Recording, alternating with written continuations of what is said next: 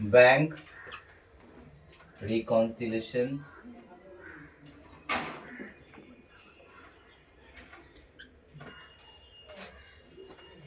Statement, जिसको short में हम लोग BRS कहते हैं। ठीक है, तो पहले हम लोग जानते हैं कि रिकॉन्सिलेशन क्या है, क्यों होता है और कैसे किया जाता है। फर्स्ट, रिकॉन्सिलेशन स्टेटमेंट क्या होता है। हम लोग जानते हैं कि हम लोग जब अपने बुक्स ऑफ अकाउंट्स को मेंटेन करते हैं, उस केस में हम लोग प्राइमरी बुक्स के हिसाब से कैश बुक को मेंटेन करते हैं, और कैश बुक में अपना दो कॉलम होता है, एक सिंगल कॉलम कैश बुक और double column cash book. Single column cash book में हम लोग केवल कैश को ही मेंटेन करते हैं, ओनली हार्ड कैश को, यानी कि कैश रिसीप्ट्स और कैश पेमेंट्स को ही मेंटेन करते हैं। लेकिन जब डबल कॉलम कैश बुक आता है उस केस में हम लोग कैश के साथ साथ बैंक कॉलम को भी मेंटेन करते हैं, यानी कि बैंकिंग जो भी ट्रांजैक्शन है वो हम लोग रिकॉर्ड करते हैं। कहाँ से चेक रिसीप्ट हो रहा है, किसको हम चेक पेमेंट कर रहे हैं, तो सारा का सारा हम डबल कॉलम कैश बुक में रिकॉर्ड करते हैं। तो जो बैंकिंग ट्रांजैक्शन होता है, तो बैंक वाला भी अपना खुद का एक रिकॉर्ड मेंटेन करते हैं, क्योंकि बैंक के लिए तो हम कस्टमर है। तो जैसे हम अपने कस्टमर का हिसाब रखते हैं, तैसे ही बैंक भी हमारा हिसाब रखता होगा। तो एक सर्टेन टाइम के बाद अगर हम चाहते हैं कि भाई हम अपने बैंकिंग ट्रांजैक्शन को मैच कर ले, और हमारे पास बैंक का जो बैलेंस क्लोजिंग शो हो रहा है, यानी कि रिसीप्ट और पेमेंट करने के बाद जो बैलेंस सीडी आता है, वो बैलेंस सीडी बैंक का जो बैलेंस सीडी है उसके साथ मैच कर जाए। क्योंकि आज अगर मेरा तुम्हारा भीतर ट्रांजैक्शन होता है, मैंने तुमको सेल किया, तुमने परचेस किया, तुमने मुझे पेमेंट किया, हमने रिसीव किया, तो एक टाइम के बाद तुम्हारा लेजर और मेरा लेजर में एक ही बैलेंस शो होना चाहिए, अगर हम लोग दोनों ही प्रॉपर अकाउंट्स मेंटेन कर रहे हैं तो इस केस में अगर हम लोग बैंक के साथ ट्रांजैक्शन कर रहे हैं, तो बैंक का जो बैलेंस है वो अपने कैश बुक के बैंक बैलेंस के साथ मैच करना चाहिए, यही तो नियम है। लेकिन कभी कभी ऐसा होता नहीं है। हम देख रहे हैं कि हमारे पासबुक में कुछ और बैलेंस दिखा रहा है, और हमने जो कैश बुक मेंटेन की है वहां पे कुछ अलग बैलेंस दिखा रहा है। तो ये डिफरेंस क्यों आ रहा है? अगर किसी के पास ये स्क्रूटनी में जाता है तो वो बोलेगा कि भाई, सबसे पहले पूछेगा, अरे भाई आपने क्या अकाउंट्स मेंटेन किए, अब बैलेंस को मैच ही नहीं करवा पाए। तो अब हमारा ड्यूटी बनता है कि हम इन दोनों बैलेंस में रिकॉन्साइल करें कि क्यों ये मिसमैच है। लेकिन रिकॉन्साइल का मतलब ये नहीं कि हम अपने कैश बुक को भी ऑल्टर कर दें, ना हम अपने कैश बुक को ऑल्टर करेंगे, ना हम बैंक बुक को ऑल्टर करेंगे, यानी कि पासबुक को ऑल्टर करेंगे। हम एक अलग कागज में, अलग पेपर में उसका रिकॉन्सिलेशन को बनाएंगे कि भाई देखिए कि कैश बुक का बैलेंस के हिसाब से इतना बैलेंस है, इसमें 2-3 आइटम ऐसा है जिसके कारण से ये कैश बुक और बैंक बुक का बैलेंस मैच नहीं कर रहा है, और जैसे वो कारण, जो रीजन हम वहां पे डाल देंगे, तो ऑटोमेटिकली वो कैश बुक का बैलेंस और बैंक बुक का बैलेंस मैच हो जाएगा। तब हम किसी को बोल सकते हैं कि भाई ये जो आप बोल रहे थे ना, ये मैच क्यों नहीं हो रहा है, डिफरेंस क्यों हो रहा है, ये है वो डिफरेंसेस, ये 2-3 आइटम वो डिफरेंसेस है, इसके कारण से मैच नहीं कर रहा। अब क्वेश्चन ये बनता है कि क्यों डिफरेंस आया ही क्यों? अगर आप प्रॉपर अकाउंट्स मेंटेन करते तो डिफरेंस क्यों आ रहा है? देखिए, डिफरेंस प्रॉपर अकाउंट्स मेंटेन करने की वजह से नहीं आता। डिफरेंस आने का पीछे 2-3 रीजन हो सकता है। पहला रीजन ये है कि टाइम गैप, जिसको हम लोग कहते हैं। जब हम लोग बैंकिंग ट्रांजैक्शन करते हैं, अभी तो हम लोग के पास net banking, UPI transactions, debit card, credit card, इतना सारा मोड ऑफ पेमेंट्स हो गया है जो इंस्टेंट ट्रांसफर कर देता है तुरंत। हम लोग किसी दुकान में जाते हैं, कोई सामान खरीदते हैं, गूगल पे से स्कैन करते हैं, पेमेंट कर देते हैं, वहां पे संग संग उसके बॉक्स में आवाज आ जाता है कि पेमेंट रिसीव हो गया। लेकिन पहले के टाइम में ऐसा होता नहीं था। पहले के टाइम में हम लोग के पास इतना मोड ऑफ पेमेंट था नहीं। चेक छोड़ के या बिल्स ऑफ एक्सचेंज छोड़ के हम लोग के पास वैसे मोड ऑफ पेमेंट था नहीं पहले। और ये चेक जो ट्रांजैक्शन होता था उसको इनकैश होने में थोड़ा टाइम लग जाता था। और जैसे मान लो कि मैंने तुमको पेमेंट कर दिया, तो जैसे मैंने पेमेंट किया, जैसे मैंने चेक इशू कर दिया, वैसे मैंने अपने कैश बुक में रिकॉर्ड कर दिया कि भाई चलो मैंने इसको पेमेंट कर दिया, तो मेरे कैश बुक से वो माइनस हो गया। लेकिन क्वेश्चन ये उठता है कि तुम क्या चेक तुरंत जाके बैंक में डिपॉजिट कर दिए? अगर तुरंत किए भी तो क्या तुरंत तुम्हारे अकाउंट में पैसा आ गया? नहीं, उसको आने में थोड़ा टाइम लगता है, 2 से 3 दिन एटलीस्ट, पहले के टाइम की बात बोल रहा हूँ, क्योंकि वो क्लियरिंग में जाएगा। अब मान लो कि मेरा स्टेट बैंक ऑफ इंडिया है और तुम्हारा HDFC बैंक है, तो तुम अपने HDFC बैंक में जमा करोगे चेक को, HDFC बैंक क्या करेगा? सेंट्रल क्लियरिंग के लिए भेजेगा। सेंट्रल क्लियरिंग क्या करेगा? फिर मेरे स्टेट बैंक के हेड ऑफिस में भेजेगा कि आपके एक अकाउंट होल्डर है जिसने HDFC बैंक का एक अकाउंट होल्डर को पेमेंट किए, आप इसका ऑथेंटिकेशन कर दीजिए। तो जैसे ही मेरे बैंक ने ऑथेंटिकेट कर दिया, संग संग मेरे अकाउंट से पैसा ट्रांसफर होकर पहले सेंट्रल में गया, सेंट्रल क्लियरिंग में गया, देन सेंट्रल क्लियरिंग ने HDFC को ट्रांसफर किया। तो ये लंबा प्रोसेस है, 2 से 3 दिन लग जाता है, बीच में हॉलीडे हो गया तो और कल्याण।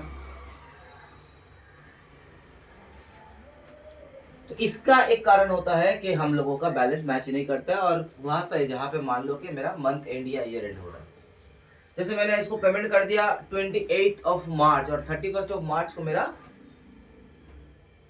अकाउंटिंग ईयर कंप्लीट हो रहा है, तो 28 मार्च को इसको चेक दिया इवनिंग को, तो इसने क्या किया 29 मार्च को वो जमा किया।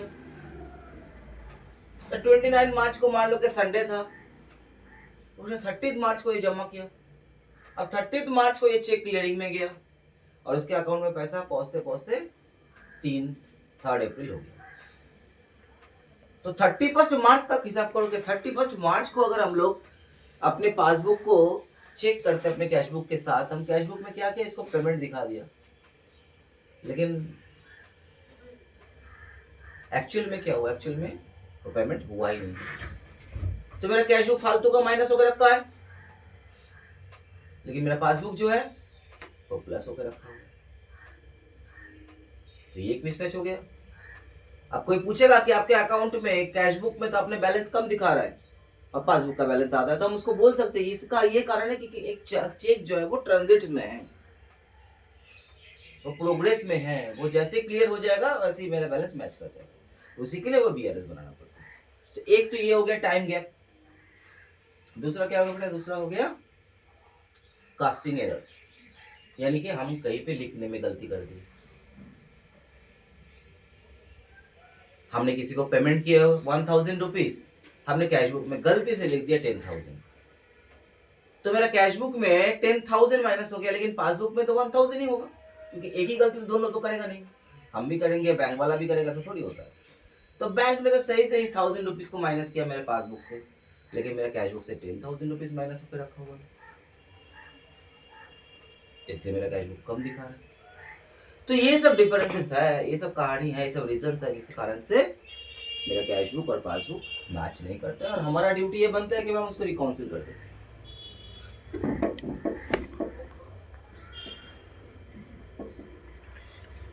ठीक है, तो अब आते हैं बेटा तरीका कैसे होता है इसको रिकाउंसिल करने का। तो सबसे पहले हम लोग जानते हैं कि हमारा जो BRS सिस्टम होता है, उस BRS सिस्टम में हमारे पास 2 बुक्स अवेलेबल होता है, एक होता है कैश बुक, एक होता है पासबुक,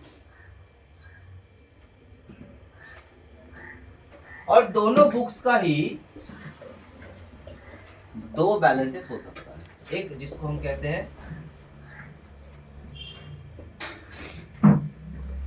फेवरेबल बैलेंसेस, एक जिसको हम कहते हैं ओवरड्राफ्ट बैलेंसेस। ठीक है, दोनों केस में ही फेवरेबल बैलेंस या तो ओवरड्राफ्ट बैलेंस हो सकता है।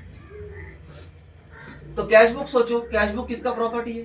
कैश बुक हमारा प्रॉपर्टी, इसको हम मेंटेन करते हैं। तो हमारे लिए कैश बुक का फेवरेबल बैलेंस का मतलब होता है डेबिट बैलेंस, क्योंकि हम जानते हैं कैश हमारे लिए एसेट्स है और एसेट का बैलेंस हमेशा डेबिट होता है, और अगर ये ओवरड्राफ्ट हुआ तो वो हो जाता है क्रेडिट बैलेंस। लेकिन पासबुक कौन मेंटेन करता है? बैंकर्स। तो बैंकर्स के लिए क्या है? कस्टमर है। तो हम जानते हैं कि जब भी हम ट्रांजेक्शन करते हैं तो वो उसमें मिरर इफेक्ट होता है। मिरर इफेक्ट का मतलब क्या हुआ, जैसे आज मैं और आदिया अपना ट्रांजेक्शन कर रहे हैं, तो अगर हम आद्य को पेमेंट करते हैं तो मेरा बैंक क्या हो जाता है, क्रेडिट हो जाता है, और आद्य के लिए वो डेबिट हो जाता है क्योंकि उसको पैसा मिल रहा है। अगर आद्य गुड्स रिटर्न करता है तो फॉर एग्जांपल मान लो अगर उसके लिए रिटर्न आउटवर्ड है तो वही मेरे लिए रिटर्न इनवर्ड होगा। अगर उसके लिए क्रेडिट है तो मेरे लिए डेबिट है ना। तो इसको कहा जाता है मिरर इफेक्ट। मिरर इफेक्ट का मतलब क्या होता है, जैसे मिरर के सामने खड़े होकर हम लोग कॉम करते हैं ना, तो राइट हैंड से कॉम करते हैं तो मिरर में दिखता है कि हम लेफ्ट हैंड से कॉम कर रहे हैं, एकदम ऑपोजिट इफेक्ट दिखता है। सब कुछ सेम है लेकिन इफेक्ट ऑपोजिट है, इसको कहा जाता है मिरर इफेक्ट।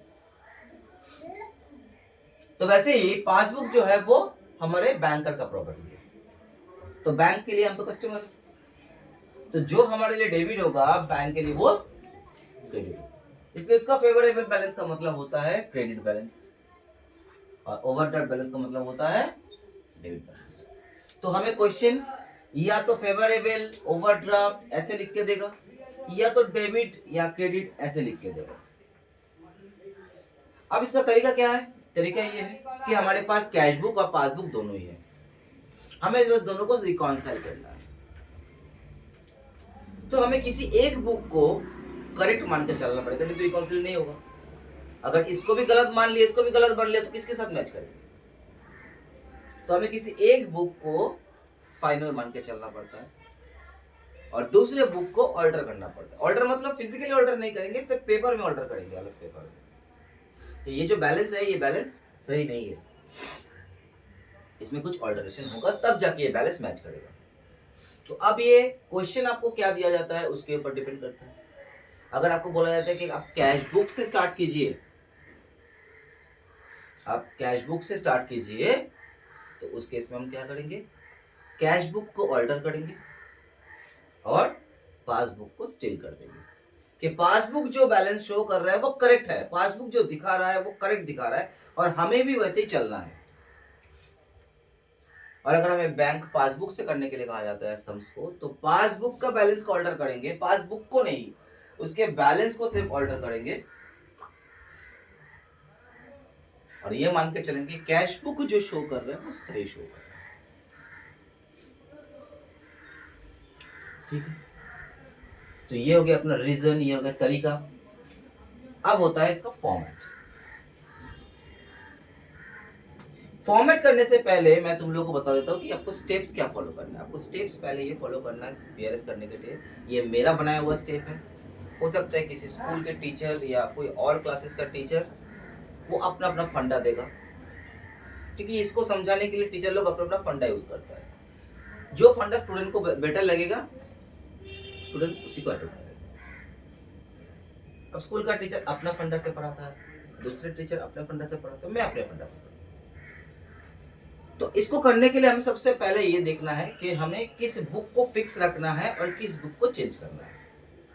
अगर हमारे पास क्वेश्चन दिया गया है कि आप स्टार्टिंग कर रहे हो कैश बुक बैलेंस से, तो आपको कैश बुक का जो बैलेंस है उसे ऑल्टर करना है और पासबुक को स्टील कर देना है। ये हम ना स्टेप नंबर 1 हो गया। तो हम क्या करेंगे, पहले तो बीआरएस का एक फॉर्मेट बनाएंगे। हम दिखा देते हैं फॉर्मेट कैसे बनता है, हम पहले वर्बली बता दें कि बीआरएस का पहले एक फॉर्मेट बनाएंगे, उसके बाद हम दो अलग अलग बुक्स को ड्रॉ करेंगे, कैश बुक और पासबुक। ठीक है, चलो हम फॉर्मेट करते ही करके बताते हैं। तो देखो मैंने यहाँ पे एक बीआरएस का फॉर्मेट बनाया। तो जैसे आईएससी बोर्ड या स्टेट बोर्ड के लिए ऐसे ही फॉर्मेट बनाया जाता है, स्टेटमेंट फॉर्मेट, लेकिन सीबीएसई बोर्ड के लिए यहाँ पे प्लस और माइनस 2 कॉलम बनाए। कॉन्सेप्ट एक ही है। तो हम लोग क्या करेंगे, जो भी प्लस करना है या जो भी माइनस करना है वो स्टेटमेंट के अंदर करेंगे। तो हम लोग इसको स्टेटमेंट फॉर्मेट कहते हैं। और सीबीएसई वाला क्या करेगा, सिंपली ऐड और लेस करेगा। ऐड का कॉलम अलग, लेस का कॉलम अलग, मतलब वो लोग कॉलमनर फॉर्म में जाएगा। ठीक है, कॉन्सेप्ट एक ही होता है ना।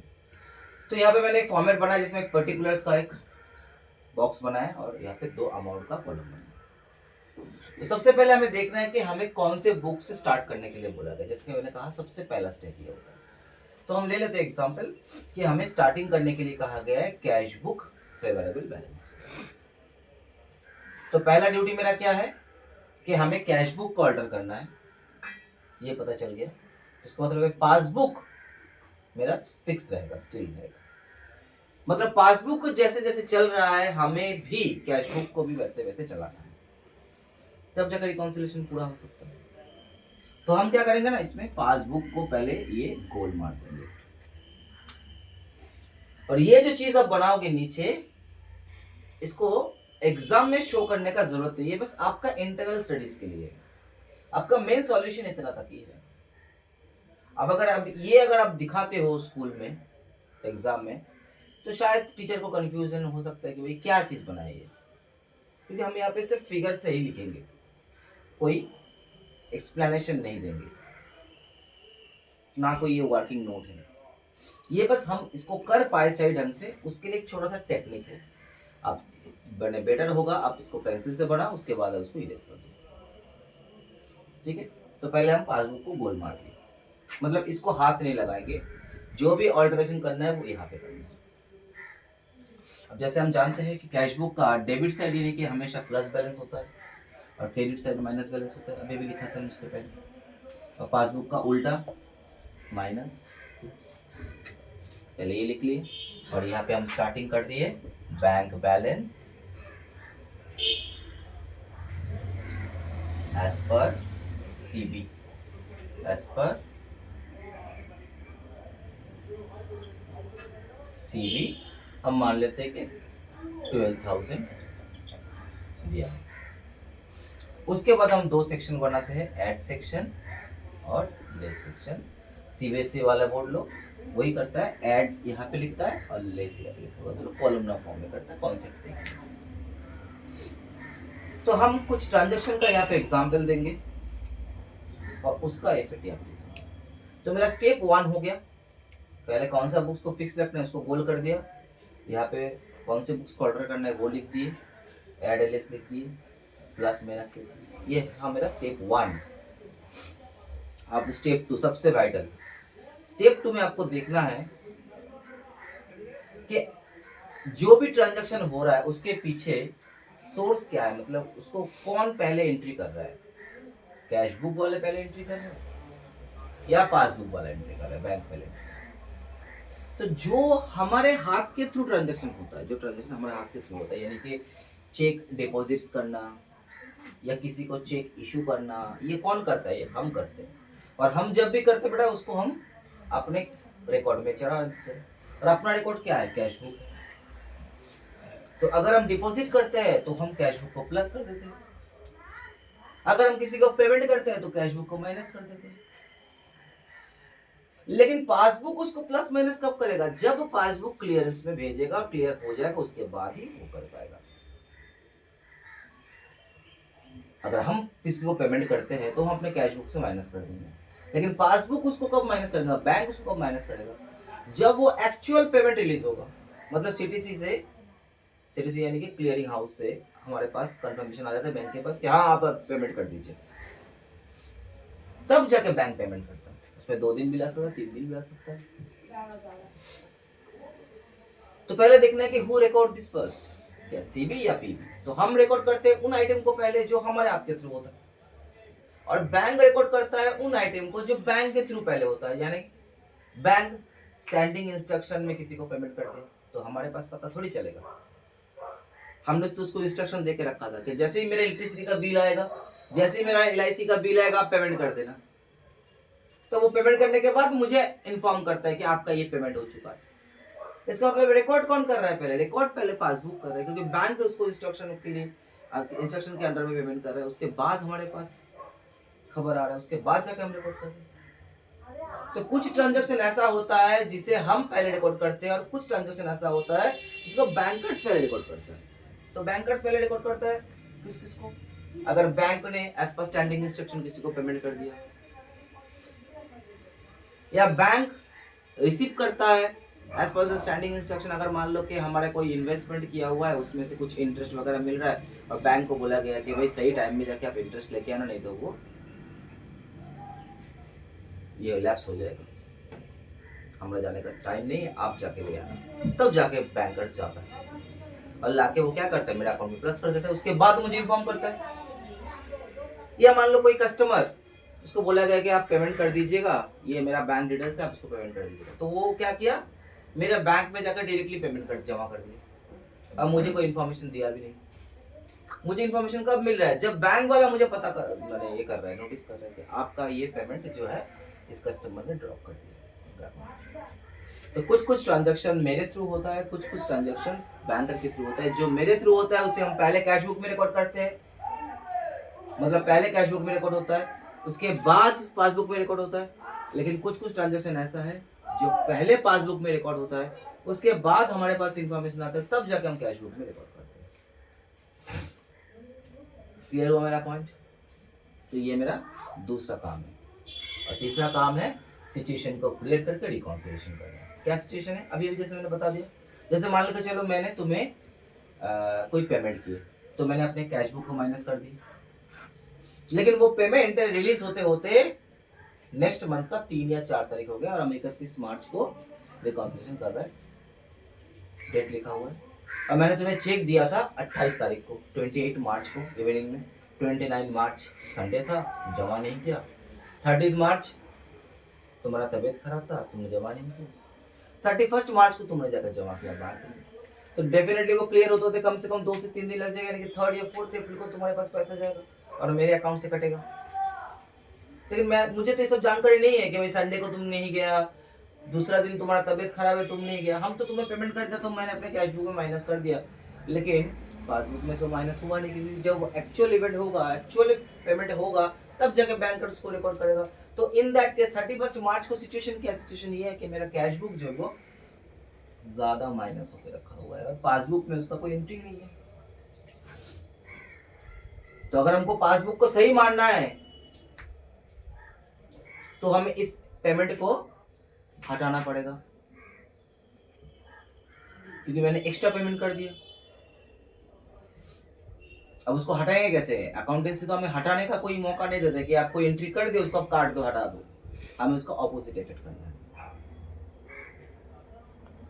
जो चीज माइनस होकर रखा है उसको बस प्लस कर दो, कि ये प्लस हो गया, ये रिकाउंसिल हो गया।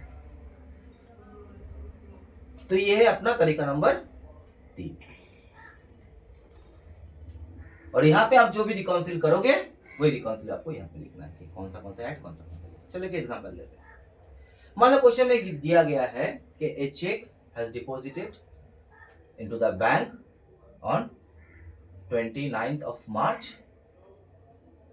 but the check was encashed on 3rd April. तो हमने चेक को डिपॉजिट कर दिया 29th मार्च को, तो मैंने जमा किया ना, तो मैं पहले रिकॉर्ड करूंगा कैश बुक में प्लस साइड में।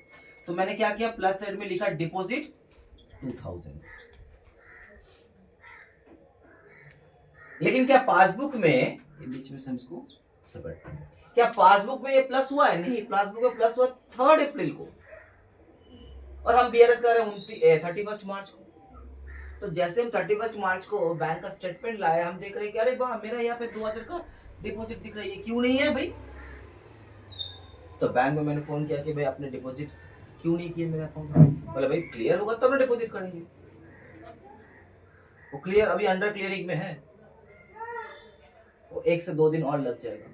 तो इसको अगर हमको बीआरएस करना है तो हमने फालतू यहाँ पे प्लस करके रखा है जिसका कोई इफेक्ट पासबुक में नहीं है, तो हम इसको जीरो करना है। जीरो करने के लिए क्या करना है, इसको माइनस करना है। क्या लिख के, आर लिख देते हैं हम, आर स्टैंड फॉर रिकॉन्सिलिएशंस। और हमें क्या करना है, ये नंबर 1 वाला पॉइंट माइनस में है, यानी कि लेस में लिखना है। तो नंबर 1 देके हम यहाँ पे लिखेंगे check deposited but not encashed 2000। एक और एग्जांपल लेते हैं, जैसे मान लो सपोज कहा गया है कि हमने किसी को पेमेंट किया है, हमने किसी को दो पेमेंट किए, दो आदमी को पेमेंट किए। The sum of rupees 5,000 check was issued to the creditors. Out of this, only 1,500 has been paid by the bank before 31st March. तो हमने टोटल 5,000 का चेक इशू किए थे क्रेडिटर्स को, यानी मान लो कि हमारे पास दो क्रेडिटर्स था, एक्स और वाई। उसमें एक चेक 1,500 का था तो बता दिया गया है, तो मतलब बाकी चेक कितने का होगा? 5,000 से अगर 1,500 ऐड कर दो 3,500 का चेक होता है। तो एक चेक है 1,500 का, एक चेक है 3,500 का। तो 1,500 वाला चेक जो है वो बिफोर 31st मार्च पेमेंट हो गया, मतलब उसको लेके कोई प्रॉब्लम नहीं है। मेरे कैश बुक से भी माइनस है, पासबुक से भी माइनस है। दिक्कत किसको लेके है? बाकी सेकंड चेक को लेके जो 3,500 वाला है, उसके लिए गड़बड़ आ रहा है, मैच नहीं हो रहा है। तो क्या बीआरएस वो 1,500 वाला चेक के लिए करना है कि 3,500 वाला चेक के लिए करना है?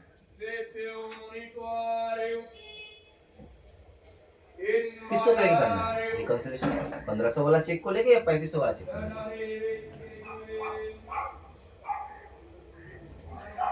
रिप्लाई करो।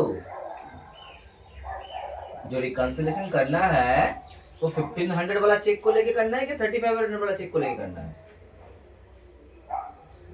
1,500 वाला चेक तो इनकैश हो गया मार्च से पहले पहले,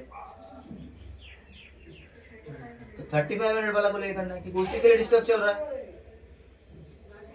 तो किसको कौन रिकॉर्ड करता है? पहले चेक हमने इशू किया ना, तो हम पहले रिकॉर्ड करेंगे। तो हमने क्या किया? पे कर दिया, ये डिपॉजिट या पे। 3,500 का चेक पेमेंट कर दिया, इसके साथ और एक चेक भी पेमेंट किए थे 1,500 का, तो 1,500 वाला तो हो गया पेमेंट, हमारा यहाँ से भी माइनस हो गया, पासबुक से भी माइनस हो गया। लेकिन 3,500 वाला चेक जो है वो कैश बुक से तो माइनस हुआ, लेकिन पासबुक से माइनस नहीं हुआ, ये चेक इन कैश नहीं हुआ। तो हम क्या देख रहे हैं? हम देख रहे हैं कि सिचुएशन ये है कि मेरा कैश बुक फालतू का माइनस किया हुआ है 3,500 का, पासबुक उस तरफ से माइनस नहीं किया हुआ है। तो हम क्यों फालतू माइनस रखें? हमको भी इसको जीरो करना है, क्योंकि पासबुक जीरो है इस ट्रांजैक्शन के लिए। तो हमें जीरो करने के लिए हमें क्या करना है? इसको प्लस कर देना है 3,500।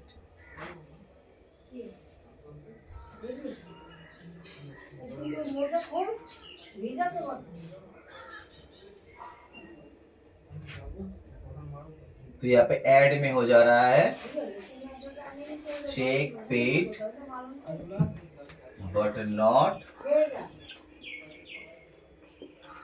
Deducted from passbook 3,500।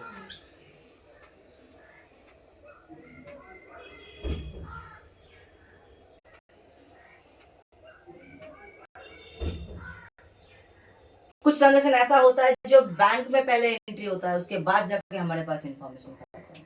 जैसे हमने कोई चेक डिपॉजिट किए और वो चेक डिसऑर्डर हो गया, और बैंक वाला हमें बताता है कि आपका चेक डिसऑर्डर हो गया। तो जब तक बैंक वाला हमारी इंफॉर्मेशन नहीं देता है तब तक तो हम इस उम्मीद में है ना कि भाई हमारा चेक डिपॉजिट हो गया, पैसा आ गया। बैंक वाला पहले बताएगा, फिर हम जान पाएंगे। ये तो बैंक ने कहीं से कोई कलेक्शन कर लिया, फिर हमें बता रहा है, फिर हमें पता चलेगा। या बैंक ने किसी को पेमेंट कर दिया मेरे इंस्ट्रक्शन के हिसाब से, पहले बताएगा फिर पता चलेगा। तो ये सब ट्रांजैक्शन जो है ये बैंकर्स पहले रिकॉर्ड करता है, फिर कैश बुक में रिकॉर्ड करता है। एग्जांपल देते हैं, जैसे मान लो कहा जा रहा है कि as per the standing instruction bank paid insurance premium of 1,500, but the instruction from the bank has been received on 10th April। तो 10 अप्रैल को हमारे पास न्यूज आया, तब जाके हम अपने कैश बुक में रिकॉर्ड किया। उससे पहले कैसे रिकॉर्ड करेंगे?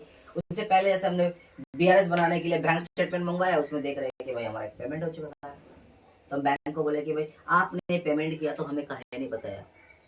तो वो बोलेगा अरे भाई आपको बताने के लिए तो लेटर जा रहा है, तो बैंक का काम है भाई थोड़ा टाइम तो लगेगा। अभी का जमाने में क्या होता है, अब तो नेट बैंकिंग हो गया है, एसएमएस बैंकिंग हो गया है, तुरंत फटक से मैसेज आ जाता है। तब तो ये सब था नहीं, हम कुछ साल पहले का बात बोल रहे हैं।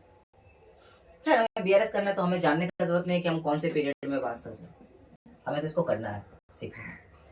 तो कहा जाता है कि भाई बैंक ने किसी को पेमेंट कर दिया, माने इंश्योरेंस में पेमेंट कर दिया, तो कौन डिपोजिट करेगा इसको पहले?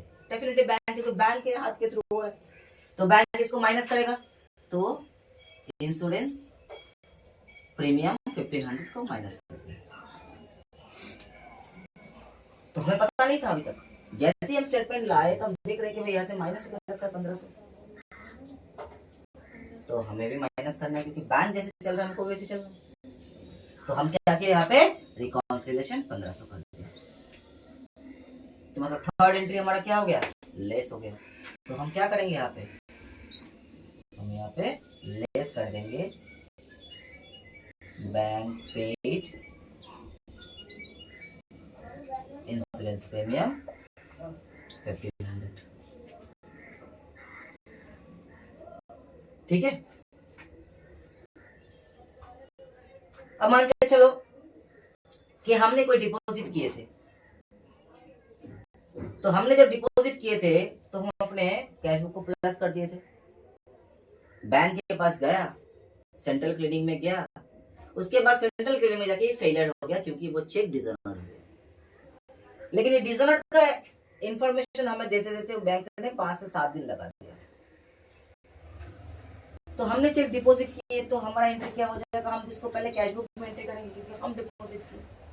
मान लो कि चेक डिपॉजिट हुआ है 1000 का, and the cheque has been dishonored by the bank, but the information received by us on 5th April. तो तब तक तो हमें मालूम है कि भाई ये पैसा बैंक में है, तो जैसे ही हमारे पास इंस्ट्रक्शन आएगा तब तो हम जाके अटेंशन देंगे, अरे बाबा ये तो पैसा डिसऑनर्ड हो गया। तो जब आएगा तब आएगा, लेकिन हम तो अभी 31 मार्च में है ना। 31 मार्च में क्या सिचुएशन है, सिचुएशन ये है कि आपका कैश बुक में 1000 रुपीज प्लस है, लेकिन पासबुक में पैसा अभी तक आया ही नहीं, पासबुक जीरो है, और हमें जीरो बनने के लिए क्या करना है, इसको माइनस करना है, रिकॉन्सिलेशन 1000। तो आप क्या करोगे, नंबर 4 वाला पॉइंट क्या करोगे, चेक डिपॉजिटेड डिसऑनर्ड 1000। कोई कस्टमर है जिसने बैंक में डायरेक्टली पैसा डिपॉजिट कर दिया, बट हमें कोई इन्फॉर्मेशन नहीं था, हमारे पास कोई इन्फॉर्मेशन नहीं था, वो बैंक ने बताया तब क्या, या बैंक ने कहीं से कोई डिविडेंड वगैरह कलेक्ट किए हैं, उसके बाद जाके हमें बताया जा रहा है। तो जब तक वो नहीं बताएगा तब तक कैसे पता चलेगा, यूजुअली पता चलने का कोई रास्ता नहीं है। लेकिन हम बीआरएस करने के लिए स्टेटमेंट लाए और वो हमें पता चल रहा है। तो एंट्री ये है कि bank has collected dividend rupees 2000, but the information, the intimation given to us on 3rd April. लेकिन 31 मार्च को क्या है कि मेरा बैंक ने ऑलरेडी कलेक्ट कर लिया, तो बैंक ने कलेक्ट करके क्या करेगा, मेरा अकाउंट में पैसे जमा करेगा। सो डिविडेंड कलेक्टेड कितना का, 2000 का। तो हम देख रहे हैं कि पासबुक में मेरा प्लस किया हुआ है, तो हम भी प्लस करना है, तो हमें रिकॉन्सिलेशन क्या करना है, 2000 ऐड कर देना, क्योंकि पासबुक अगर प्लस है तो हमें पास प्लस करना है। तो हमने क्या किया, 5th नंबर एंट्री यहाँ पे डिविडेंड कलेक्टेड बनता है 2000।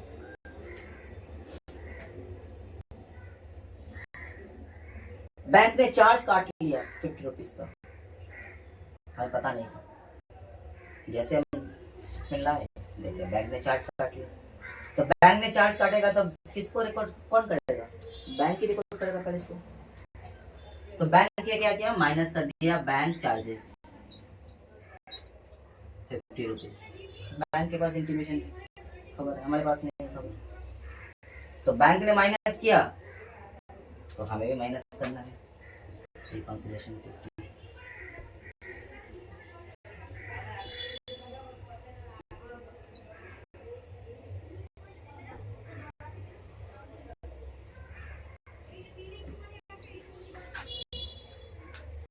एक और होता है जिसमें ना बैंक भी रिकॉर्ड करता है, कैश बुक भी रिकॉर्ड करता है, लेकिन ऑपोजिट डायरेक्शन में रिकॉर्ड करता है।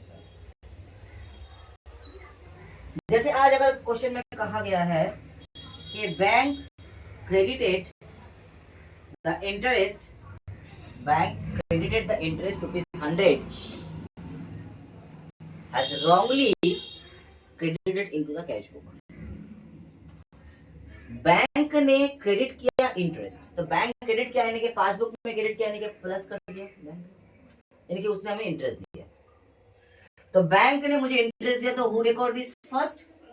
Bank record this first under the passbook, और उसने प्लस कर दिया ₹100। तो उसने क्रेडिट किया क्योंकि उसका क्रेडिट साइड प्लस साइड होता है। तो हमें क्या करना चाहिए था? अगर वो हमें सही वक्त में इंफॉर्मेशन दे देता है तो हमको इसको डिपॉजिट साइड में लाना पड़ता, तो ये रिकॉन्सिलिएशन का जरूरत नहीं पड़ता। और बैंक ने मुझे सही टाइम में इंफॉर्मेशन दिया, इन्फॉर्म किया कि भाई आपको हमने ये इंटरेस्ट क्रेडिट कर दिया, और हमने क्या सुना कि बैंक ने क्रेडिट किया, तो हमारा कैशियर ने भी क्या कर दिया, इसको गलती से क्रेडिट कर दिया, जबकि उसको डेबिट करना चाहिए था। तो हमारे कैश बुक वाले ने क्या किया, इसको भी इंटरेस्ट बोल के क्रेडिट कर दिया ₹100। अब क्या है देखो, बैंक के पास प्लस हो गया 100 और हमारे पास माइनस हो गया 100, तो हमें रिकॉन्सिल करना है। हमें प्लस 100 में जाना है माइनस 100 से, तो हमें क्या करना है, डबल इफेक्ट से जाना है। क्योंकि एक बार 100 को प्लस करेंगे तो ये 0 होगा, दोबारा 100 से प्लस करेंगे तब जाके 100 प्लस में रहेगा। मतलब वही है ना कि रॉन्ग डायरेक्शन में चले गए। अब इस रोड से जा रहे हो, फिर इस रोड से जाने के बाद ये रास्ता दो तरफ से डिवाइड हो जाता है। आपको जाना है इस रोड में और यहाँ पे आपका डेड एंड है, तो आपने क्या किया, यहाँ पे इस रास्ते में घुस गए गलती से, जाके देखते हैं कि भाई ये रास्ता तो बंद है, तो आपको वापस भी तो आना है। तो आप 2 किलोमीटर जाते हैं, फिर 2 किलोमीटर तक वापस भी आना, तब जाके 0 होता है, क्योंकि आप उस पॉइंट में फिर से आ जाते हैं इस पॉइंट से आपने टर्न लिए थे। मतलब ये 2 किलोमीटर जाना 2 किलोमीटर आना, ये आपका बेकार हो गया। तो आपने गलती क्या कर दी, 2 किलोमीटर चले गए थे गलत रास्ते, 2 किलोमीटर वापस आए तो आपका 0 पॉइंट हुआ, फिर आप सही, तो डबल इफेक्ट हो गया। पहले आप 100 से इसको प्लस करोगे 0 होगा, फिर 100 से प्लस करोगे तब जाके पॉजिटिव बैलेंस में डिपॉजिट में। तो आपका रिकॉन्सिलिएशन क्या हो जाएगा, यहाँ पे 200 फॉर रॉन्ग डायरेक्शन के लिए एंड 100 फॉर करेक्ट डायरेक्शन के लिए। तो आपका नंबर 7 पॉइंट क्या हो जाएगा, bank credited interest 200, debited bank credited interest comma credited in cash. तो इस तरीके से हम चलते रहेंगे, जितना भी हमारे पास ट्रांजेक्शन है, उसके बाद फाइनली इसको इरेज कर देंगे, क्योंकि हमारे लिए यही जो है मेन क्लियरेंस है। आपको एग्जाम में इसी को शो करना है टीचर। अब आप इसको टोटल करोगे, यहाँ पे 3 आइटम प्लस में है और 4 आइटम माइनस में है, तो 3500, 2000, 5500, 200, 5700, ये हो गया आपका ऐड में। और लेस में कितना हो गया, 2000, 3000, 4550, 4550, ये हो गया आपका माइनस में। तो 12,000 और 5,700 कितना हो जाएगा, 17,700, जहाँ से आप 4550 को माइनस करोगे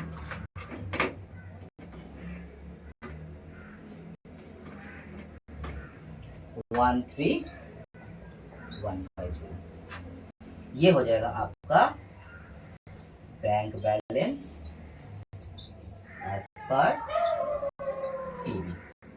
मतलब कैश बुक में आपका 12,000 दिखा रहा था और पासबुक में आपका डेफिनेटली 13,150 दिखा रहा था। ठीक है।